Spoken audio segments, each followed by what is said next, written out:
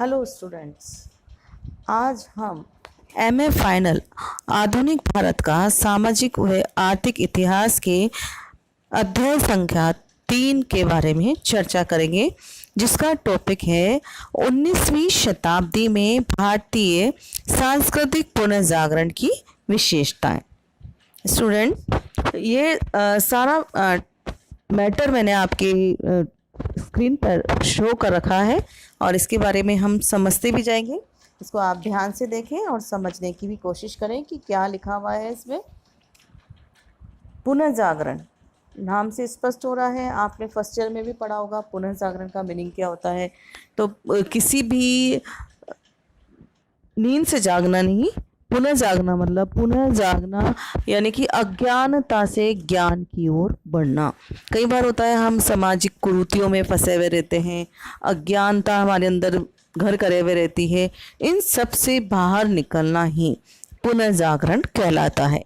हमारे इस टॉपिक में देखिए आज क्या क्या है कि भारत के इतिहास की एक महान घटना 19वीं शताब्दी का पुनर्जागरण है, जिसने भारतीयों के में एक नवीन आत्म जागृति की भावना विकसित की और वे वर्तमान तथा अतीत के विदेशी वातावरण द्वारा उत्पन्न बेड़ियों को तोड़ने में अग्रसर हुए।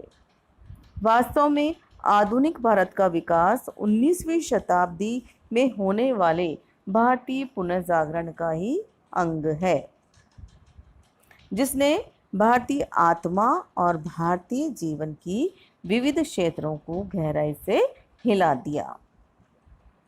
मतलब किस तरह से पाश्चात्य शिक्षा से क्या हुआ था, ज्ञान का प्रसार हुआ था और देश में बौद्धिक अनुसंधान की भावना हुई थी और इसका प्रयोग किसमें किया गया था, धार्मिक, सामाजिक, राजनीतिक समस्याओं के समाधान के लिए इसका प्रयोग किया गया था।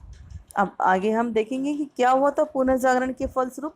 भारतीय संस्कृति की गतिहीनता समाप्त हो गई थी और भारतवासियों में अपने गौरवपूर्ण अतीत के प्रति पुनः सम्मान की भावना पैदा हो गई। सोने की चिड़िया, जहाँ डाल डाल पर सोने की चिड़िया करती है बसेरा, वह भारत देश है मेरा। तो ये हमारे प्राचीन भारत के गौरवपूर्ण, जो भारत का गौरव है वो हमारे सामने रहा है और इस गौरवपूर्ण अतीत की भावना हमारे अंदर पुनः उत्पन्न हुई इस पुनर्जागरण से। तो ये अतीत की सुखद स्मृतियों को सजते हुए पुनर्निर्माण की दिशा में आगे बढ़ने लगे। भारतीयों में अपनी सभ्यता और संस्कृति में पुनः विश्वास पैदा हुआ, एक नवीन चेतना आई और एक नई विचारधारा पैदा हुई, जिसने भारत में समाज, धर्म, साहित्य और राजनीतिक जीवन को गंभीरता से प्रभावित किया और इसी आंदोलन को पुनर्जागरण की संज्ञा दी गई है। आगे समझ में कि पुनर्जागरण की संज्ञा किस चीज़ को दी गई है, जहाँ पर एक नवीन चेतना का आगाज हो, भारत के समाज में, धर्म में, साहित्य में, यहाँ तक कि राजनीतिक चेतना में भी नई बातें उत्पन्न हो, वह कहलाता है पुनर्जागरण। भारत को पश्चिमी सभ्यता का अंग बनने से रोकना। क्या क्या है पुनर्जागरण में, क्या हो सकता है कि भारत को पश्चिमी सभ्यता का अंग बनने से रोकना, भारतीयों में आत्मगौरव और आत्मविश्वास उत्पन्न करना, परंपरागत धर्म और समाज में विभिन्न परिवर्तन करना, नवीन भारत का निर्माण करना। भारतीय पुनर्द्वार आंदोलन तथा भारतीय पुनर्जागरण की आधुनिक भारत को देन है। ये आंदोलन जो था, पुनर्जागरण आंदोलन, ये उस आंदोलन से भिन्न था जो कि यूरोप में हुआ था। वो वहाँ पर क्या हुआ था, मुख्यतः बौद्धिक व कलात्मक था और भारतीय पुनर्जागरण नैतिक व आध्यात्मिक तत्वों से प्रभावित था। तो ये था हमारे पुनर्जागरण की क्या था पुनर्जागरण। अब हम देखेंगे कि क्या कारण रहा पुनर्जागरण के लिए, उसके लिए क्या परिस्थितियाँ थी, वो इन सब के बारे में आज हम चर्चा करेंगे। तो हम पहला हमारा जो पॉइंट है वो ले सकते हैं। देखिए मैंने इसमें अंडरलाइन भी कर रखी है कि भारत में पाश्चात्य शिक्षा का प्रसार। इसके बारे में हम पढ़ेंगे कि किस प्रकार पाश्चात्य शिक्षा ने भारत में पुनर्जागरण के लिए वह उत्तरदायी हुई। पाश्चात्य संपर्क के फलस्वरूप ब्रिटिश राजनीतिक सत्ता की स्थापना के कारण भारत में पाश्चात्य शिक्षा का प्रवेश और प्रसार हुआ। यद्यपि पाश्चात्य शिक्षा प्रणाली का प्रसार में अंग्रेजों के मौलिक हितों का उद्देश्य निहित था, फिर भी क्या हुआ, इसने भारतीयों को भी सही मार्ग दिखाया और उनमें राष्ट्रीयता की भावना उत्पन्न की। पाश्चात्य शिक्षा ने अनेक प्रतिगामी प्रभावों के बावजूद भारत में एक नवीन बौद्धिक और राजनीतिक जीवन का संचार किया। आधुनिक भारतीय चिंतकों में से अधिकांश ने पाश्चात्य शिक्षा संस्थाओं में शिक्षा पाई। पाश्चात्य शिक्षा के फलस्वरूप जहां अंग्रेजी तबके का विकास हुआ, वहां बहुत से भारतीय अपनी आध्यात्मिक धरोहर गंवाकर पाश्चात्य संस्कृति के पुजारी बन गए और यूरोपीय देशवासियों में यूरोपी की सामाजिक और राजनीतिक जागृति का ज्ञान भी फैला। मतलब एक प्रकार से अंग्रेजों के बहुत अधिक या अंग्रेजी पाश्चात्य शिक्षा के प्रति बहुत अधिक नतमस्तक हो गए थे। तो यूरोप में के स्वतंत्रता संघर्ष और उदारवादी लोकतांत्रिक आंदोलन के ज्ञान ने हमें जागृत किया। देश में सामाजिक सुधारों और राजनीतिक अधिकारों की मांग उठी तथा संपूर्ण भारत में श्वेत साम्राज्य के विरुद्ध दावानल उठ खड़ा हुआ। दावानल का मीनिंग उग्र हो गए सब लोग, आग जिसे कहते हैं दावानल मतलब तो अग्नि। तो लोगों में अपने साम्राज्य के प्रति एक स्वामी भक्ति जाग उठी और अंग्रेजी शासन के विरुद्ध उनके अंदर अग्नि प्रज्वलित हो उठी। ये है इसका पॉइंट। नेक्स्ट 2 नंबर हम पॉइंट लेंगे यहाँ इसका कि भारतीयों का अपनी सभ्यता और संस्कृति के प्रति उन्मुख होना। इसको भी मैंने अंडरलाइन कर रखा है। अब देखिए इसमें है कि उदार पाश्चात्य लेखकों द्वारा जब भारतीय सभ्यता और संस्कृति का विश्लेषण कर उसकी महानता के गीत गाए गए तो भारतीय भी अपनी संस्कृति और सभ्यता की ओर उन्मुख हुए।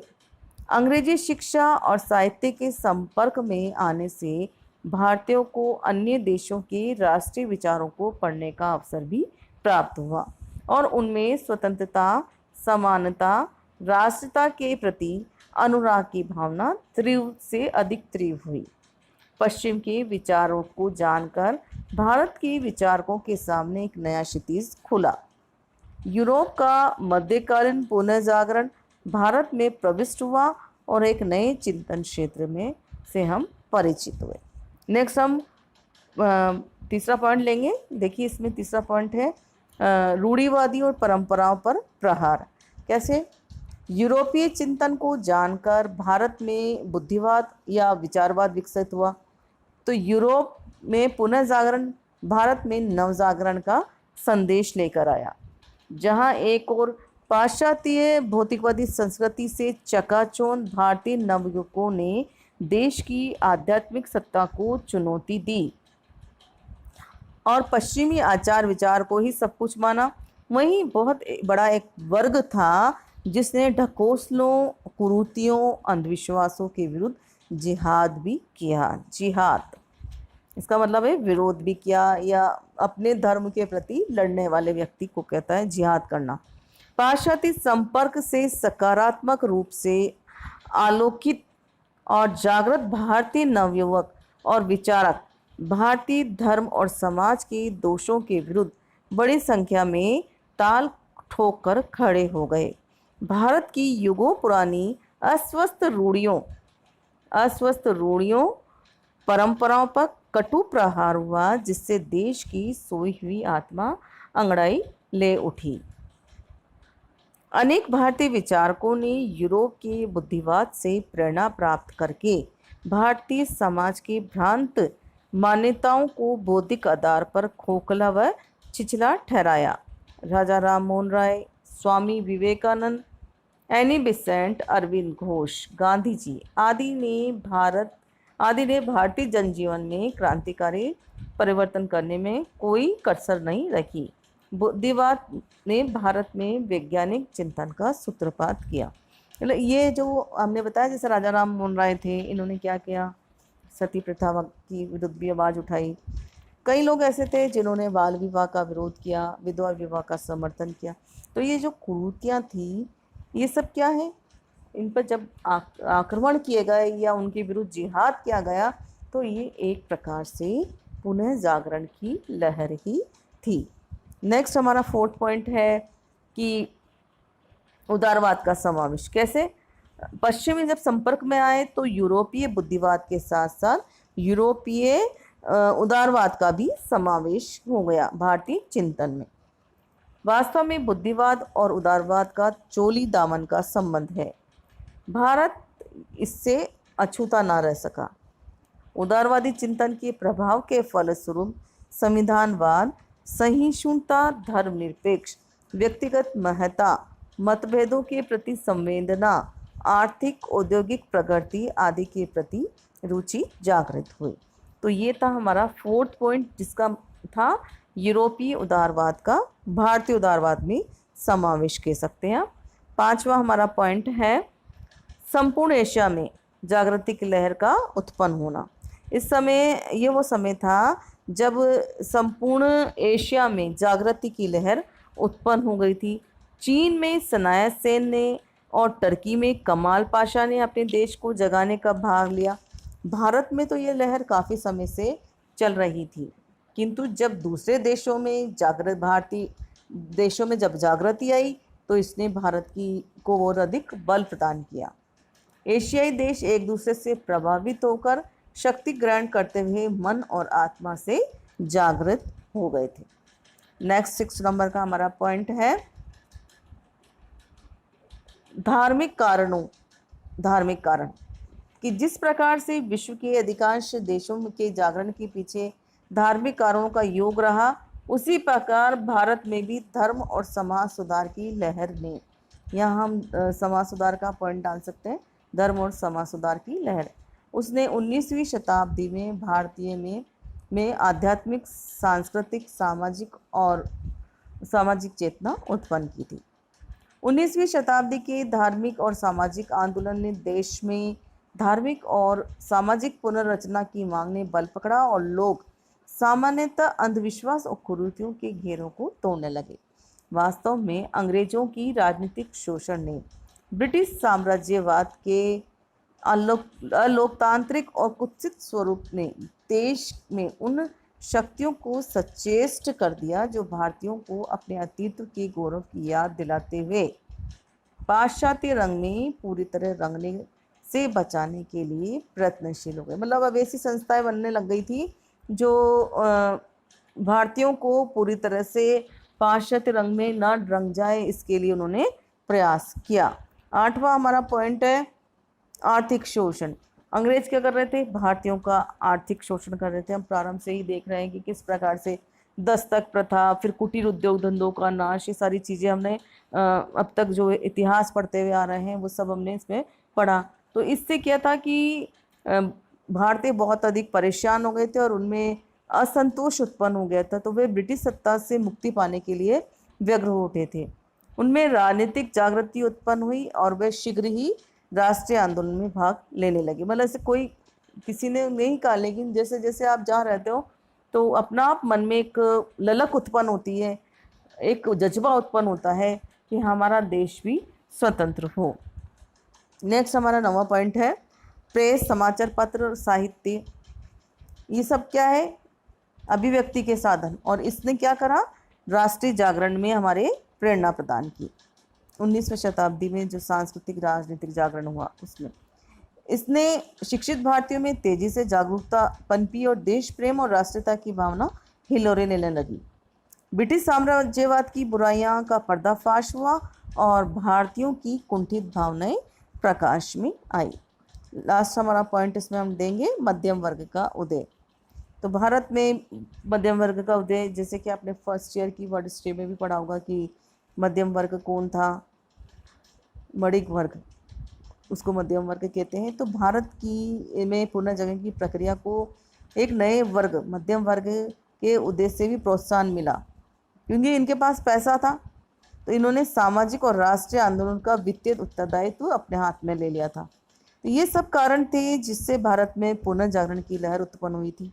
संपूर्ण देश एक विशेष शक्ति से संपादित हो गया और भारत के जनमानस में जो चेतना की लहर उमड़ी थी, उसने बौद्धिक, सामाजिक, धार्मिक और राजनीतिक सभी क्षेत्रों में जागृति का शंखनाद किया। यद्यपि भारत में पुनर्जागरण की लहर बहुत कुछ पाश्चात्य संपर्क के फलस्वरूप आई, लेकिन अपनी आध्यात्मिक प्रेरणा और पुरातन गौरवशाली मूल्यों के कारण भारतीय पुनर्जागरण यूरोपीय पुनर्जागरण से बिल्कुल भिन्न था। यह पुनर्जागरण आध्यात्मिक था, बौद्धिक, कलात्मक अथवा राजनीतिक नहीं। पुनर्जागरण की यह लहर चिंतन और व्यवहार के धार्मिक, राजनीतिक, सामाजिक सभी क्षेत्रों में आई और सभी क्षेत्रों में महत्वपूर्ण परिवर्तनों को इसने सूत्रपात किया। पुनर्जागरण का आध्यात्मिक स्वरूप और धार्मिक, सामाजिक सुधार कार्य विस्तृत होता गया और अंत में इस क्षेत्र में प्रबल रूप से प्रवेश किया, जिसे हम वैधानिक राजनीति की संज्ञा दे सकते हैं। राजा राम मोहन राय, स्वामी दयानंद सरस्वती, महादेव गोविंद रानडे, विवेकानंद, एनी बेसेंट, बहुत सारे ऐसे नाम हैं जिन्होंने इस राष्ट्रीय आंदोलन में, इस धार्मिक, सामाजिक, सांस्कृतिक आंदोलनों में अपना विशेष योगदान दिया। राजनीतिक क्षेत्र में राजा राम मोहन राय, रानाडे, फिरोज शाह मेहता, गोखले, गांधी जी, नेहरू जी आदि विख्यात हैं।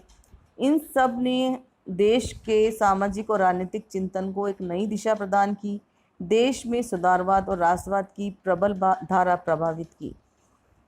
रविन्द्रनाथ टैगोर, अरविंद घोष ने इसी प्रवृत्ति को कुछ भिन्न प्रकार से अभिव्यक्त किया, तो तिलक, लाजपत राय और बिपिन चंद्र पाल ने राजनीतिक चिंतन में राष्ट्रवादी परंपरा को चरमोत्कर्ष पर पहुंचा दिया और महात्मा गांधी जी ने पुनर्जागरण आंदोलन को एक नया रूप प्रदान किया। उन्होंने प्राचीन संस्कृति के कुछ मुख्य लक्षणों को सक्रिय कर बनाया और राजनीतिक विचारों में समृद्धि प्रदान की।